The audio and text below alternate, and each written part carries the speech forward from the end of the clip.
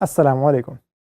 इस लेसन में हम समझेंगे कि यूएक्स ऑडिट्स क्या होते हैं, इनका कब इस्तेमाल होता है और इनके फ़ायदे क्या होते हैं। अगर आपने यूआई यूएक्स के अंदर किसी भी किस्म के ब्लॉग्स या किसी भी किस्म के डिज़ाइनर को फॉलो करते हो, तो हो सकता है यूएक्स ऑडिट या यूजिबिलिटी टेस्टिंग इस तरह के आपने डिफरेंट वर्ड्स सुने हों। ये तब काम आते हैं जब आपके पास कोई डिज़ाइन या कोई डेवलप्ड चीज़ बनी हुई होती है और आप उसको इवैल्यूएट करना चाहते हो कि यार ये कैसी है, ये अच्छी है, बुरी है, इसके क्या फ़ायदे होंगे, क्या नुकसानात होंगे। तो बजाय इसके कि आप अपनी अज़म्पशन की बेस पे करो, यार मुझे तो ये अच्छा लग रहा है, मेरे मैनेजर को ये अच्छा लग रहा है, उसको ये अच्छा लग रहा है, कुछ सेट ऑफ रूल्स होते हैं जिनकी बेस पे हम उसको इवैल्यूएट करते हैं।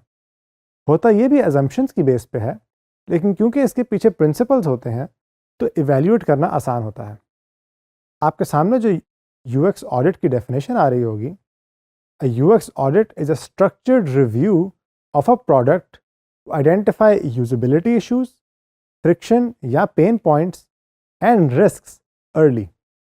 यानी ये एक ऐसी अप्रोच है जिसके थ्रू हम जो भी यूज़र को यूजिबिलिटी के इश्यूज आएँ, पेन पॉइंट्स आएँ, फ्रिक्शंस आएँ या किसी भी किस्म का रिस्क इन्वॉल्व हो, उसको हम जल्दी कैच कर लें। फिर रही बात ये एग्जिस्ट करते क्यों हैं? इसका सबसे बड़ा फ़ायदा ही ये होता है कि ये हमें किसी भी प्रॉब्लम को जल्दी पकड़ने में हेल्प करता है। इससे पहले कि वो यूज़र्स के पास जाएँ, उन्हें तकलीफ़ हो, वो बाउंस कर जाएँ, वो चले जाएँ, रेपुटेशन ख़राब हो जाए, सेल्स कम हो जाए, हम पहले ही उसको आइडेंटिफ़ाई करके ठीक कर लेते हैं कि हाँ यार, ये चीज़ ऐसे नहीं, ये चीज़ ऐसे होनी चाहिए। फिर उसके बाद नंबर 2 में ये आता है कि हमारे लिए ये रीवर्क को आसान करता है। हमें एक ही काम बार-बार नहीं करना पड़ता। जल्दी पता लगता है, हम उसको जल्दी करेक्ट कर लेते हैं। फिर नंबर 3 कि हमें ये क्लैरिटी होती है कि हमने अपना स्ट्रक्चर, अपना डिज़ाइन कैसे बनाना है, उसमें किन चीज़ों का ख़्याल रखना है, लैंग्वेज कैसी होनी चाहिए, वगैरह वगैरह। आगे चल के जब हम इसको तफसीली तौर पर डिस्कस करेंगे, उसमें बहुत सारी मैं आपको एग्जांपल्स भी दिखाऊंगा। लेकिन उससे पहले मैं आपको समझाता हूँ कि ये किस तरह के मसले कैच कर सकता है।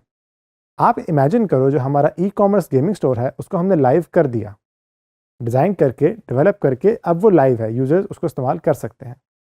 हमने उसकी यूजिबिलिटी टेस्टिंग की टीम के अंदर बैठकर और ये देखा कि यार हमारे चेकआउट के अंदर ना स्टेप्स बहुत ज़्यादा है।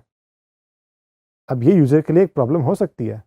तो बजाय ये कि हमने उसको पहले रिसर्च करें, वो सारा कुछ करें, क्योंकि वो एक मसला है और वो मसला सॉल्व हो सकता है और मोस्ट लाइकली यूज़र्स को आ ही रहा होगा, हम उसको पहले ही सॉल्व कर लेते हैं। इसी तरह एक और मसला ये भी हो सकता है, आपको याद होगा रिसर्च में हमने शुरू में बात की थी कि यूज़र्स के अंदर ट्रस्ट डेवलप करना बहुत ज़रूरी है। हमने ट्रस्ट के लिए डिफरेंट सिग्नल्स तो इस्तेमाल किए, लेकिन बहुत आगे जाकर किए, शुरू में होम पेज पे नहीं किए। तो ये भी एक हमारे लिए मसला है जो कि हम इस प्रोसेस से कैच कर सकते हैं। इसी तरह तीसरा मसला ये भी हो सकता है कि जो हमने फ़िल्टर्स बनाए थे, वो यूज़र्स के लिए बहुत कन्फ्यूजिंग हो गया, यार इसको मैंने क्या करना है, इतने ज़्यादा ऑप्शंस क्यों हैं। याद रखें, जितने ऑप्शंस होते हैं, यूज़र्स उतनी आसानी से कन्फ्यूज़ हो सकते हैं। ज़्यादा ऑप्शन के केस में आपको अपनी हायरार्की उतनी ही मजबूत करनी पड़ती है। इस तरह के वो मसले हैं जो आप यूएक्स ऑडिट के थ्रू कैच कर सकते हो। रही बात कि इनका सबसे ज़्यादा फ़ायदा कब होता है, तो ये 3 स्टेप्स आप जब भी करोगे, उनमें इसका सबसे ज़्यादा फ़ायदा होगा। नंबर 1, डेवलपमेंट शुरू करने से पहले, यानी डिज़ाइन फ़ेज़ के अंदर। नंबर 2, जब भी आप किसी चीज़ को रीडिज़ाइन कर रहे हो, मसलन एक दफ़ा आपने डिज़ाइन किया, वो डेवलप हुई, तो आप उसको इम्प्रूव कर रहे हो, वहाँ पर आपको यूएक्स ऑडिट का बहुत फ़ायदा होगा। फिर नंबर 3 कि लॉन्च करने से पहले, आपने डिज़ाइन कर दी, डेवलप हो गई, अभी उसको लॉन्च नहीं किया कस्टमर्स को, एक आखिरी चेक के तौर पे आप इसको ला सकते हो।